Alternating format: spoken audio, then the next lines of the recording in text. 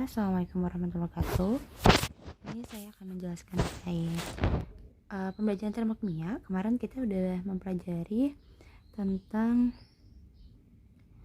jenis-jenis perubahan entalpi standar. Ada berapa? Ya, ada 4 ya. Ada yang kita pelajari ada 4, pembentukan, kemudian ada penguraian, pembakaran, serta netralisasi gitu ya. Nah, mungkin dari kalian semua mungkin harus di review kembali gitu ya, apa yang apa saja gitu jenis-jenis dari perubahan entalpi standar gitu, karena itu merupakan basic dari kita menentukan persamaan termokimia seperti itu. Nah, sekarang kita akan mempelajari tentang penentuan entalpi dengan kalorimeter. Apa sih kalorimeter gitu ya? Kalorimeter merupakan alat untuk mengukur perubahan jumlah kalor reaksi yang dilepas atau yang diserap pada suatu reaksi kimia. Nah, untuk menentukan perubahan entalpi suatu reaksi itu dapat dilakukan dengan percobaan gitu atau eksperimen, yang itu dengan menggunakan si kalorimeter ini gitu. Jadi kalorimeter itu ada 2, ada yang sederhana, ada yang kalorimeter bom. Nah, ini salah satu contoh dari kalorimeter bom gitu ya. Dimana si ini yang saya lingkarin ini merupakan alat untuk pembakaran gitu ya, atau yang disebut juga bom gitu. Nanti alat pembakaran ini mengeluarkan api, yang mana api ini nanti dia akan keluar kalor atau energi panas gitu ya, energi panas ke arah luar gitu, yang nantinya ke arah air ini gitu. Supaya semua bagian kalorimeter ini terpenuhi panasnya gitu ya, maka oleh karena itu adanya stirrer atau batang pengaduk ini gitu, supaya kalornya itu jadi sama gitu antar semuanya, dan nantinya semua suhu ini nanti akan dihitung lewat termometer seperti itu. Kemudian ini ada kalorimeter sederhana, di mana kalorimeter sederhana ini dapat dibuat dari gelas atau wadah yang bersifat isolator, seperti gelas styrofoam atau plastik yang bersifat isolator. Nah, cara cari jumlah kalornya atau energi panasnya seperti apa sih gitu ya. Kita bisa lihat dari Q reaksi sama dengan Q larutan gitu ya, atau Q larutan ini kita carinya dengan M kali C kali delta T, di mana M itu merupakan massa dari larutan atau massa airnya dalam kalorimeter, C-nya itu merupakan kalor jenis airnya, dan delta T itu merupakan perubahan suhu seperti itu. Selanjutnya ada kalorimeter bom. Karena kalorimeter bom merupakan sistem yang terisolasi sehingga tidak ada kalor yang terbuang. Nih, ini terisolasi semuanya ya. Ini sama seperti yang tadi saya jelaskan. Nah, ada alat memanasnya atau bomnya, terus nanti di sini ada mengeluarkan api gitu ya. Terus bom itu dikelilingi oleh air supaya panasnya itu merata, makanya adanya batang stirrer gitu. Nah, untuk mencari kalornya itu dengan cara Q larutan ditambah Q kalorimeter. Q larutan tadi kan kita udah belajar ya, itu adalah M kali C kali delta T. Nah, untuk Q kalorimeternya yaitu C besar dikali delta T. C besar itu apa sih gitu ya? C besar itu kapasitas kalorimeternya.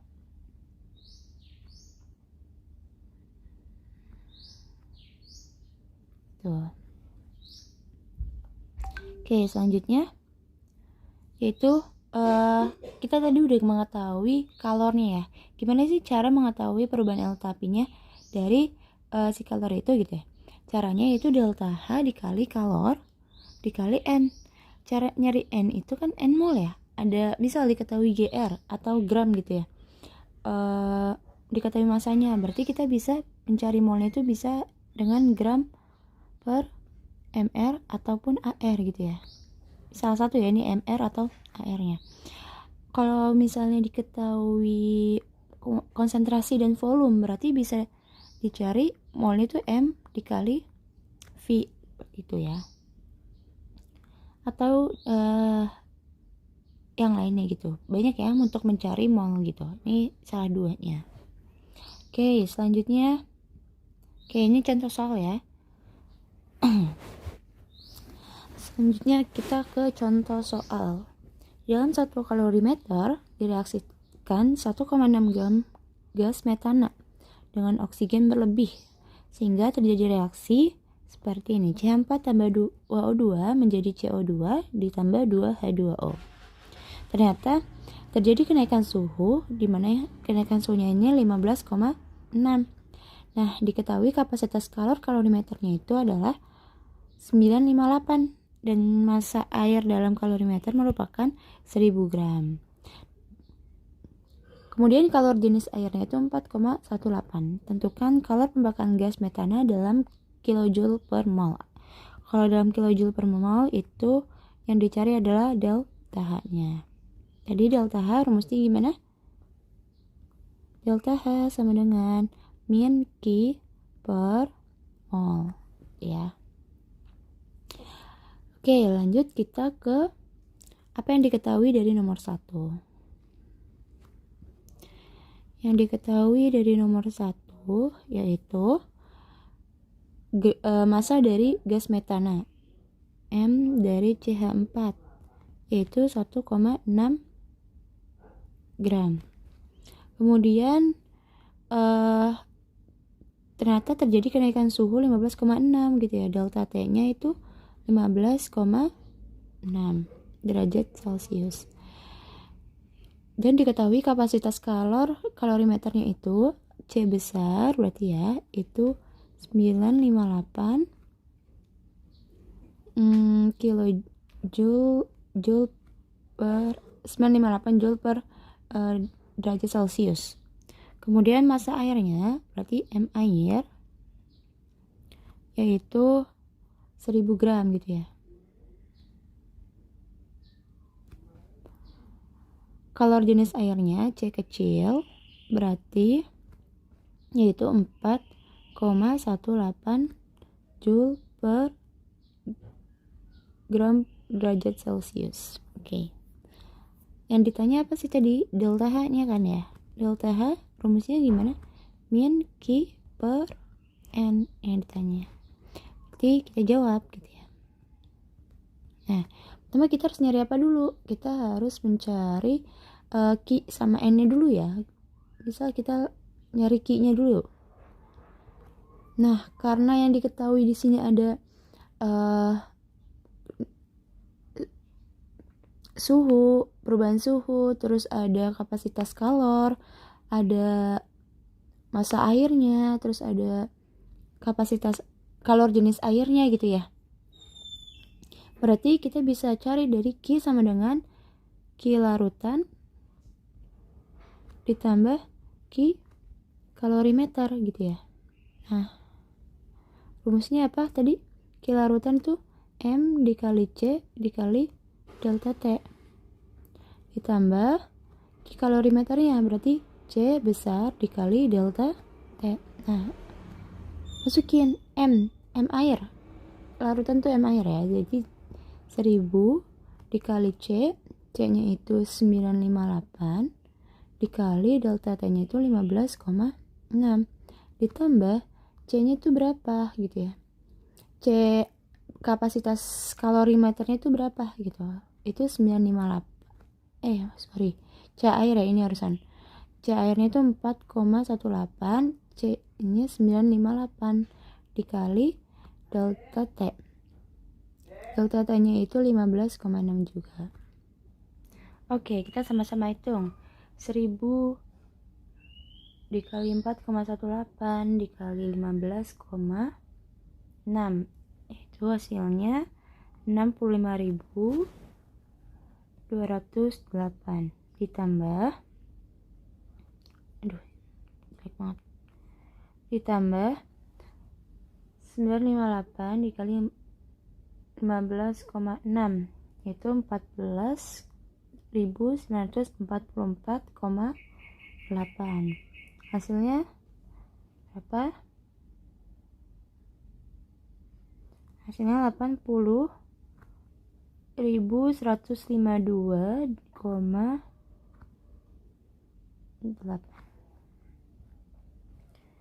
kilojoule. Kilojoule ya.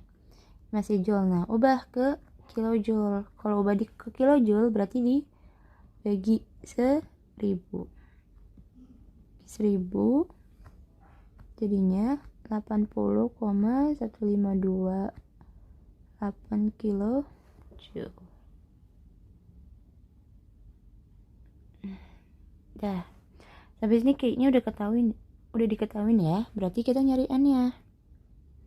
N. Tadi yang diketahui masa dari CH4, GR-nya kan ya, gramnya per MR-nya.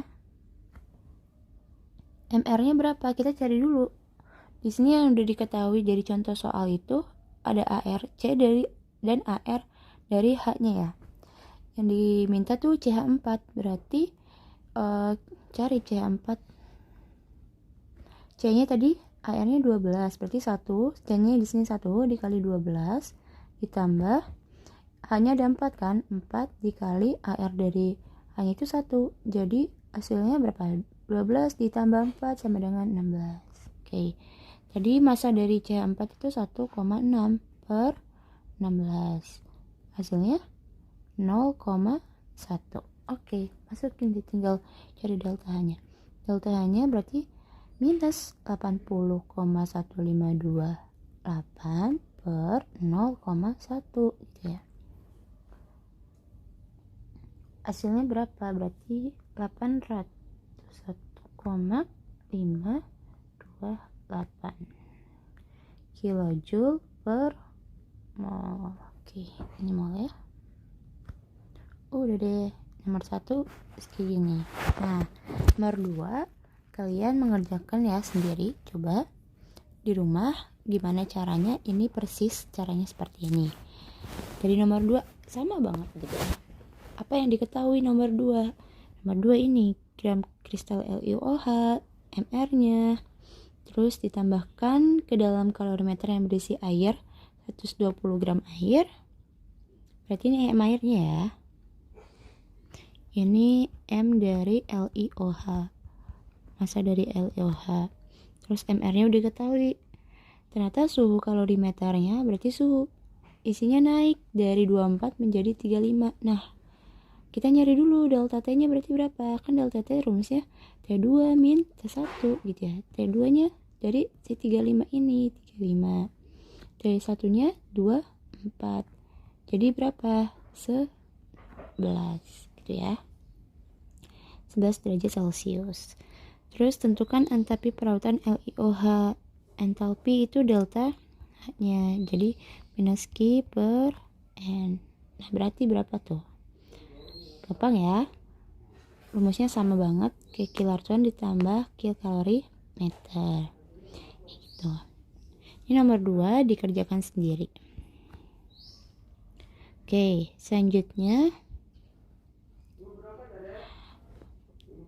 Oke, selanjutnya contoh nomor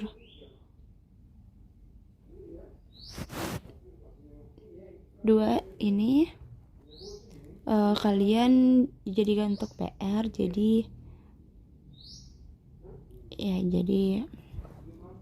dikerjakan ya, nanti minggu depan dikumpulin. Oke. Untuk contoh nomor 3 gimana? Apakah ingin dibahas nomor 3? Contoh nomor 3 tuh nomor 2 saya kasih tahu dulu. Nomor 3 nanti dibuat PR ya, 3 PR. Nomor 2 saya kasih contoh 2. Oke. Contoh 2. Sebanyak 50 ml NaOH direaksikan dengan 50 ml HCl 0,1 dalam sebuah bejana. Ternyata suhu larutan itu naik dari 29 menjadi 34 gitu. Jika kalor jenis larutan dianggap sama dengan kalor jenis air, maka perubahan entalpi reaksi NaOH tambah HCl menjadi HCl tambah H2O itu berapa gitu ya. Berarti delta H-nya berapa?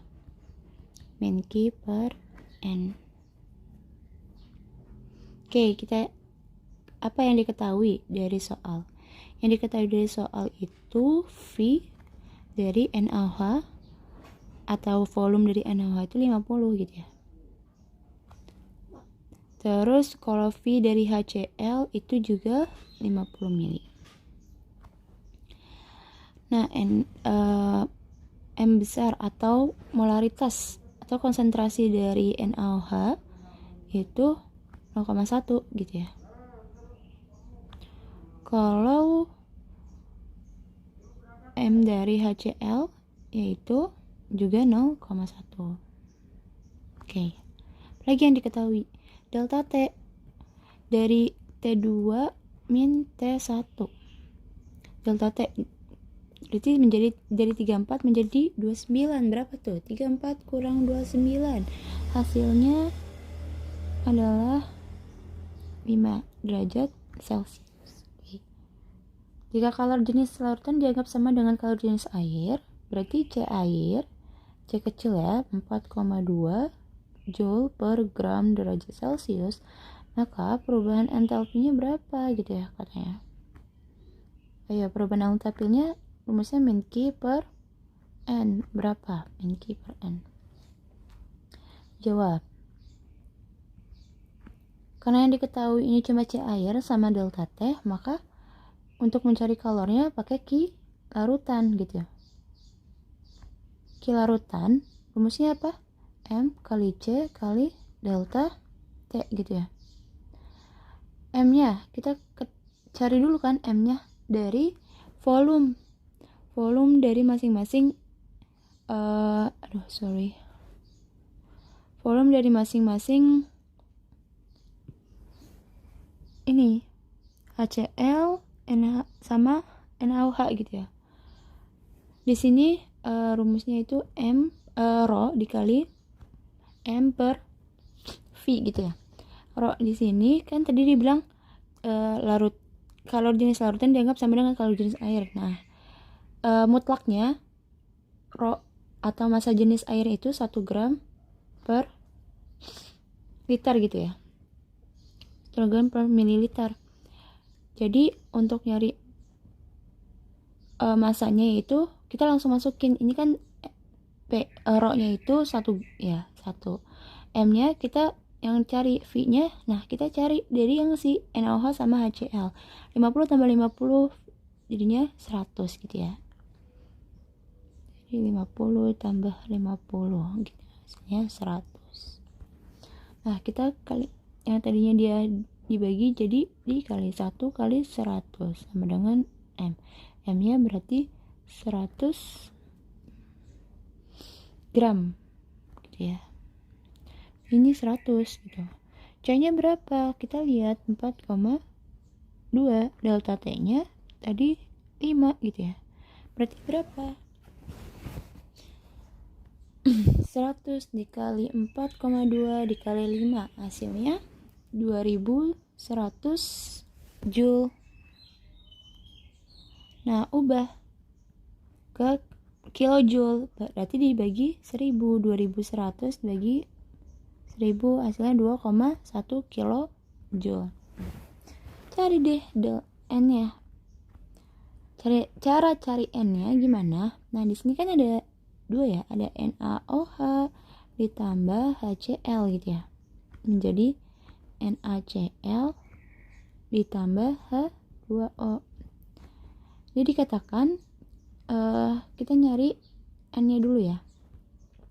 Cara N-nya karena udah diketahui masanya, volumenya sama konsentrasinya atau volume kali konsentrasi gitu ya. Jadi kita masukin aja langsung volumenya 50 masing-masing kan ya, ini N dari NaOH. Itu kali 0,1 berapa? 50 kali 0,1 hasilnya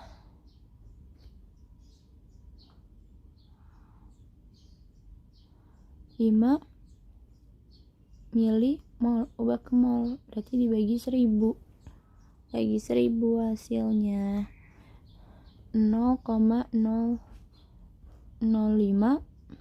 mol gitu ya. Nah begitupun juga N dari HCl gitu ya, sama ya, N dari HCl karena nilainya sama, yaitu N nya 0,005 mol. Masukin deh, ini kita pakai mula-mula reaksi sisa gitu ya, pakai reaksi pembatas. Di sini diketahui dia sebanyak 50, awalnya kan berarti dia 50 ya, berarti 0,05 dia juga 0,005 gitu ya awalnya. Terus sama-sama direaksikan nih si 0,005, berarti kalau direaksikan sama kan hasilnya juga 0,0005. Nah si sisanya berarti 0,005 dikurang 0,05 habis, ini juga habis. Nah gimana cara nyari ini? Kita pakai yang koefisien, perbandingan koefisien ya, koefisien yang ditanya per koefisien yang diketahui dikali mol yang diketahui. Koefisien yang ditanya berapa? 1. Yang diketahui kita bisa milih salah satu antara HCl atau NaOH karena sama-sama diketahui. 0,005 gitu ya. Sorry, maksudnya ini 1. Kan koefisien, ini 1 gitu ya. Koefisien di depan 1. Dan mol yang diketahui 0,005, hasilnya 0,005. Tahu cara gampangnya, ini kan karena perbandingannya 1 banding 1 banding 1 banding 1 semua, berarti semuanya juga 0,005. Ini juga 0,05. Nah yang dicari itu apa ininya? Kita cari si mol sisa dari si garam atau NaCl nya. Jadi kita turunin 0,05 itu.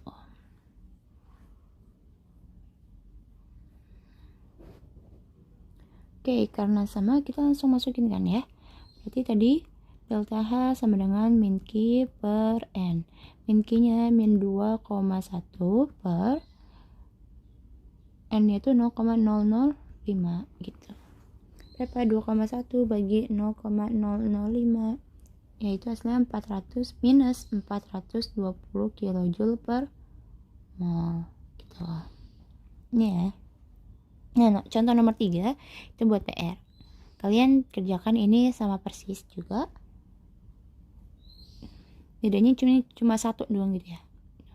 Jadi tinggal masukin aja. CH4 jadikan 50 cm kubik. 50 cm kubik itu sama aja kayak mili gitu ya.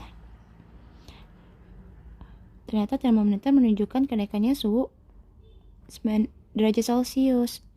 Jenis larutannya itu 4,2 dan massa jenis dari larutan itu 1 gram cm kubik. Tentukan delta H reaksi CH4 tambah Zn dan menjadi Cu tambah Zn SO4. Nah, di sini keterangan serbuk zinc itu massa sengnya diabaikan. Jadi lebih gampang ya. Nah, itu cari contoh nomor 3. Ini buat PR ya. Ini 1 ya PR-nya ya.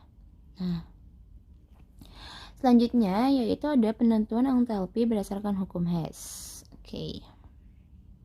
Jadi menurut Henry German Hess atau yang dikenal juga Hess, perubahan entalpi itu reaksi hanya bergantung pada keadaan awal atau zat-zat reaksi dan keadaan akhir atau zat-zat hasil reaksi dari suatu reaksi dan tidak bergantung bagaimana jalannya reaksi. Jadi misal kita mau mencari CO2, itu bisa langsung dengan satu jalan gitu ya. Jadi dari C ditambah O2 menjadi CO2 gitu.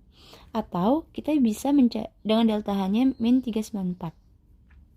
Atau kita bisa mencari CO2 itu dengan dua jalan, yaitu yang tadinya C tambah O2 itu membentuk CO dulu gitu ya. yang mana deltanya minus 1111 minus 111. Terus ketika dia terjadi pembentukan CO, nanti dia akan membentuk CO2 gitu ya. Tambah O2 membentuk CO2 di mana deltanya itu minus 283. Nah, dari keadaan awal dan keadaan akhir kita bisa cari nih delta H-nya gitu ya. Kita buktikan apakah sama antara delta H ini sama delta H1, 2, dan 3. Nah, delta H yang 2 jalan ini hasilnya sama dengan delta H yang 1 jalan gitu. Kita buktikan.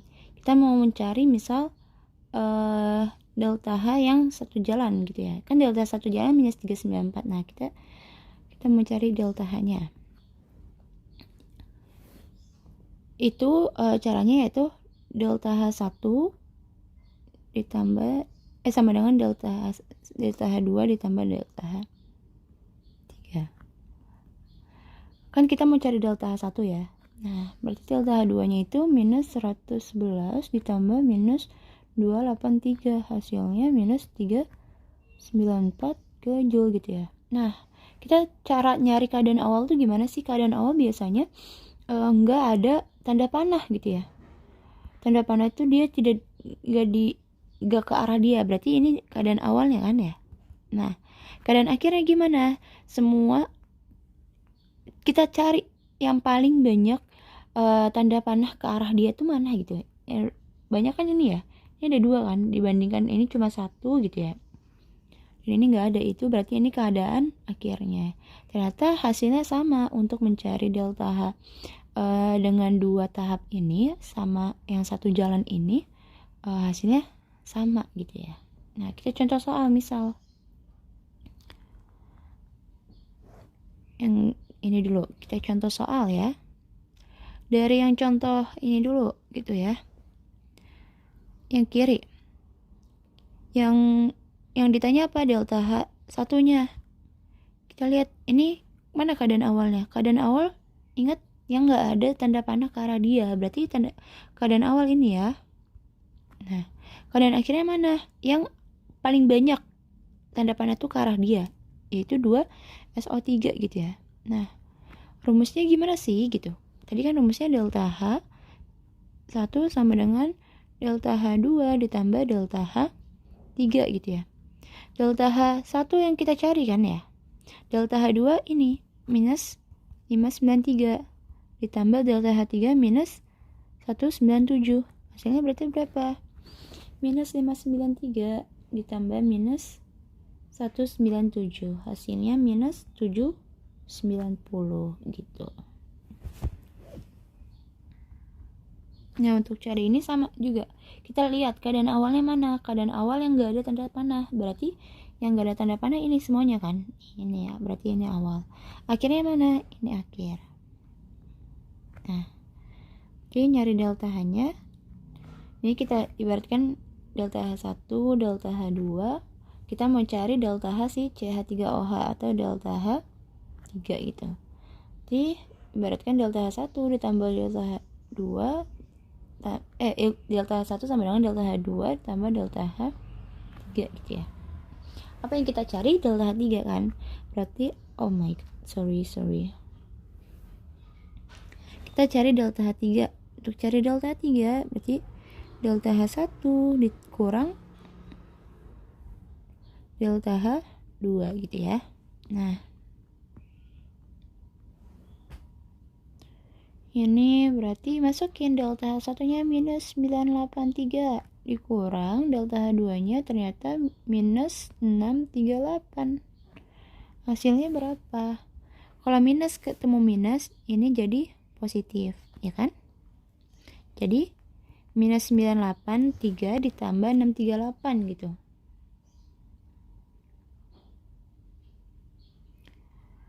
Berapa hasilnya?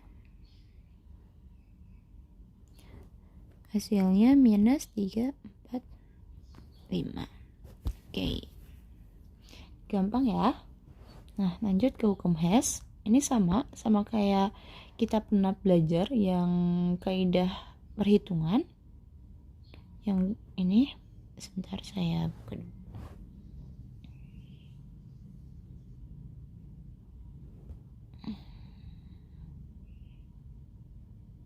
Kaidah perhitungan. Reaksi dibalik, maka tanda delta-nya juga dibalik. Kalau dikalikan X, maka tanda delta-nya juga dikalikan X. Kalau dijumlahkan, maka delta-nya juga dijumlahkan, gitu ya.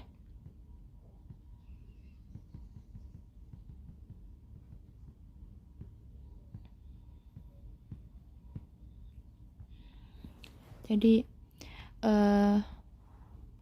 reaksi dibalik, delta H-nya juga dibalik. Dikalikan, delta H-nya juga dikalikan. Dijumlahkan, delta H juga dijumlahkan. Gampang ya ini. Ini mirip-mirip dengan yang K, tapi bedanya ini lebih simpel gitu. Ingat ini delta H bukan K. Jadi lebih simpel. Oke. Kita contoh yang oranye dulu ya, yang kiri. Dia minta C2, diketahui data berikut persamaan 1, 2, dan 3. Yang diminta tentukan entalpi reaksi dari C2H4 ditambah 6F2 menjadi 2CF4 ditambah 4HF. Berarti delta H-nya berapa gitu ya. Kita contoh yang oranye dulu. Yang ini ya. Yang diminta C2H4 tambah 6F2 menjadi 2CF4 ditambah 4HF. Deltanya berapa gitu ya. Kita lihat C2H4 ada di persamaan keberapa sih? Oh, ternyata C2H4 ada di persamaan ketiga gitu ya. Persamaan ketiga. Nah, ada di persamaan ketiga. Ternyata di persamaan ketiga dia di sebelah kanan. Yang diminta apa? Di sebelah kiri ya. Berarti diubah ya. Yang tadinya dia positif, delta H-nya dibalik gitu ya, menjadi negatif. Berarti C2H4 itu dibalik gitu ya.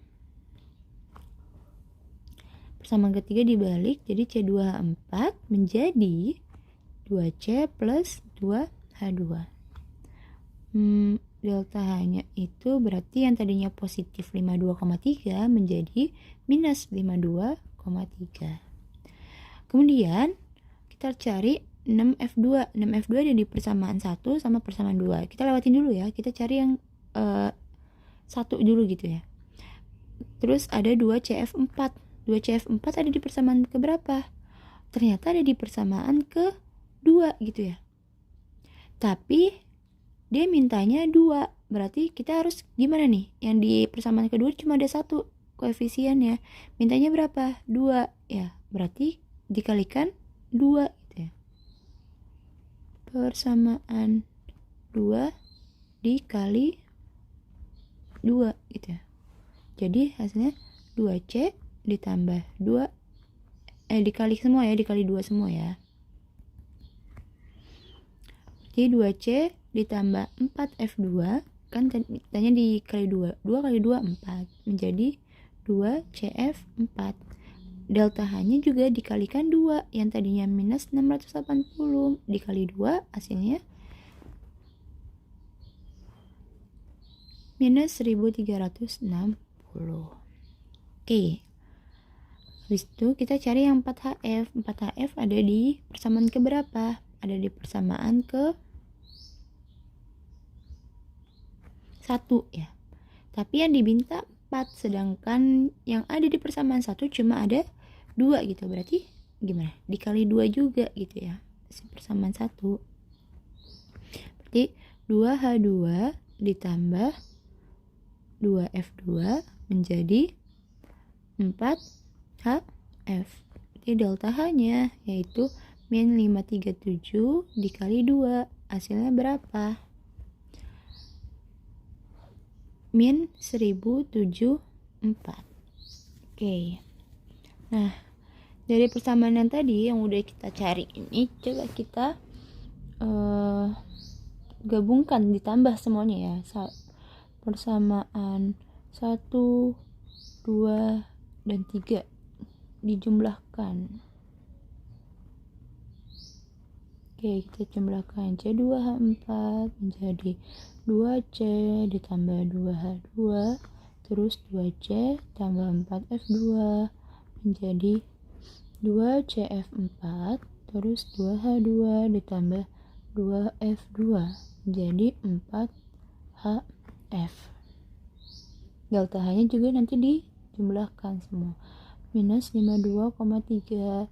Delta H-nya minus 1360. Delta H yang sama 1 itu minus 1074.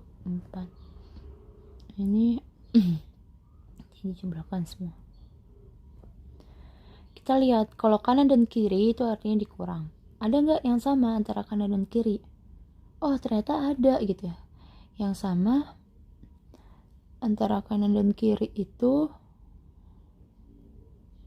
ada, itu 2C, kanan kiri coret gitu ya. Dia habis ya.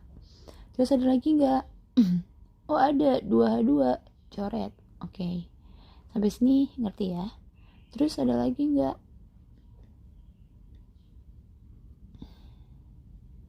Nggak ada. Berarti kalau nggak ada kita langsung lanjut. Yang nggak dicoret apa? Ternyata yang nggak dicoret ada C24. Nah, terus ditambah ada lagi ini kan, 4 ditambah 2 6, jadi 6F2. Terus yang di bagian kanannya yang nggak dicoret yang mana? 2CF4 ditambah 4HF. Nah, delta H-nya kita jumlahkan semuanya nih, delta 1, 2, dan 3 kita jumlahkan. Hasilnya berapa? Kita jumlahkan minus 52,3 ditambah minus 1360 ditambah 1000 minus 1074. Hasilnya minus 2486,3 gitu. Nih sampai sini ngerti? Nah, contoh nomor 1 dikerjakan ya untuk latihan soal kalian gitu. Jadi PR-nya baru 1 doang. Yang tadi kalorimeter, yang contoh ketiga ini buat PR. Untuk yang hukum Hess nanti saya akan kasih terpisah gitu. Jadi udah ada 2 ya PR-nya. Hukum Hess sama nanti menyusul soalnya, dan kalorimeter yang tadi contoh 3. Oke, selanjutnya itu ada penentuan entalpi dari data pembentukan gitu ya. Data entalpi pembentukan. Ini kelihatan ya? Semoga kelihatan. Oke, untuk data entalpi pembentukan, cara nyarinya gimana sih gitu ya? Ini mudah gitu ya. Untuk ini mudah banget caranya. Zat bereaksi dianggap terlebih dahulu terurai menjadi unsur-unsurnya, kemudian unsur itu bereaksi membentuk zat produk. Misal, caranya cari delta H-nya yaitu delta H produk, atau produk ada selalu di kanan ya, di kanan produk.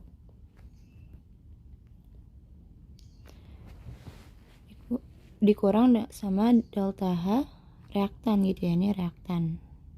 Reaktan ada selalu di kiri gitu. Jadi bisa kanan kurang kiri atau produk kurang reaktan. Caranya yaitu untuk nyarinya yang kanan mana, yang AD sama BC kan ya. Ingat ikut sertakan koefisiennya untuk cari delta H-nya, yaitu koefisien dari AD, unsur senyawa AD dikalikan dengan delta H F-nya, nanti ada ya. Contoh soalnya nanti saya kasih itu. Terus ditambah Q-nya itu koefisien dari BC dikalikan dengan delta H F dari BC. Dikurangin dengan koefisien dari AB dikali delta H F-nya dari AB ditambah koefisien dari CD dikalikan dengan delta H F-nya CD gitu ya. Nah, caranya gini. Ini gampang ya. Jadi kalian contoh soalnya dikerjakan juga gitu ya. Nah, kita ke contoh soal nomor 1 gitu ya.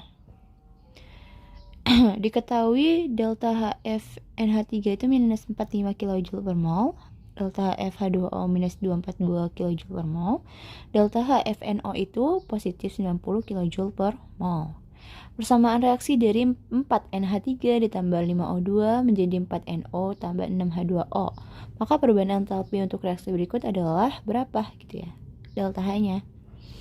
Kita lihat dulu dari persamaan reaksinya.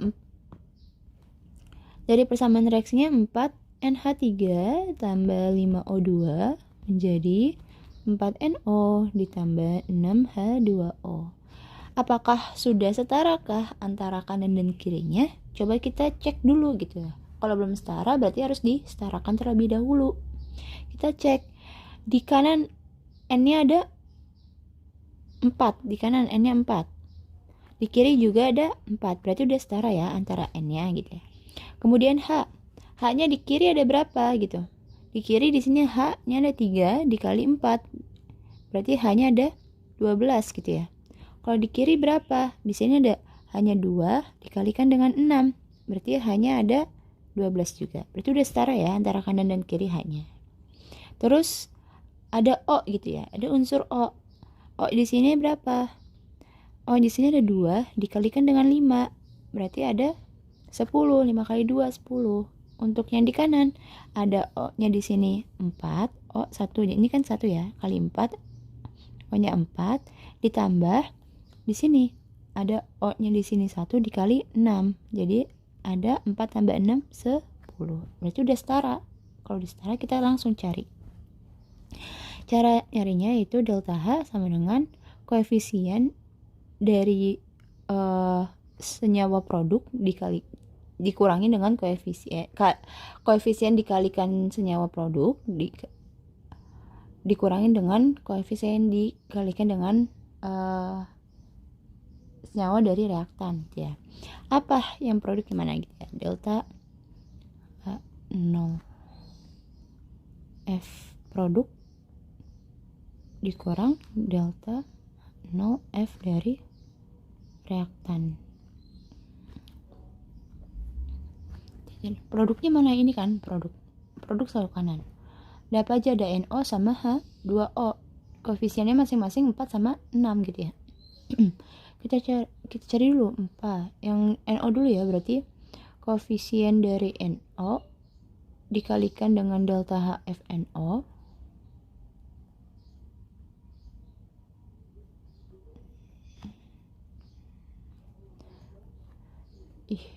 sorry ditambah, ini produk dulu ya, koefisien dari H2O 6 dikali dengan delta H0 dari H2O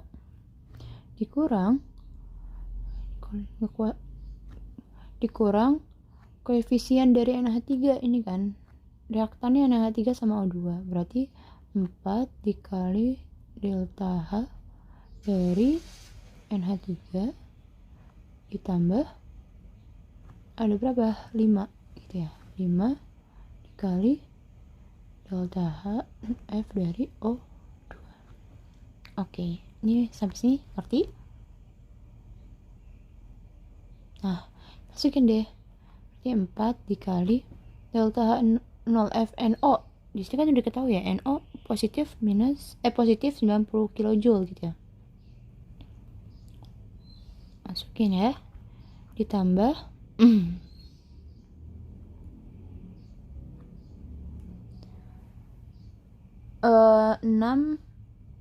dikali dengan delta H2O itu minus 242 gitu ya. Dikurang reaktannya kan ada NH3 ya, berarti 4, koefisien dari NH3 4 dikali delta HF nya itu minus 45, terus ditambah 5 dikali, kalau unsur bebas itu dia delta F nya 0 ya, kayak unsur bebas O2 terus N2 H2 I2 itu unsur bebasnya F-nya itu 0 gitu. Jadi kalikan 0. Oke, kita cari dulu. 4 kali 90.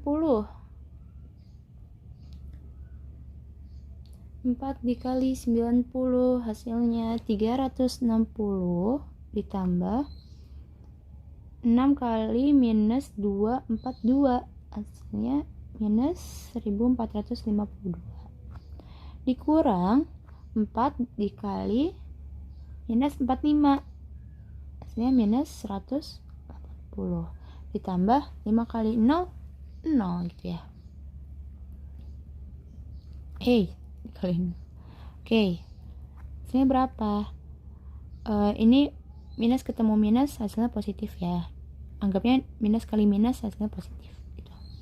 Nah, yang ini positif kali minus berarti negatif.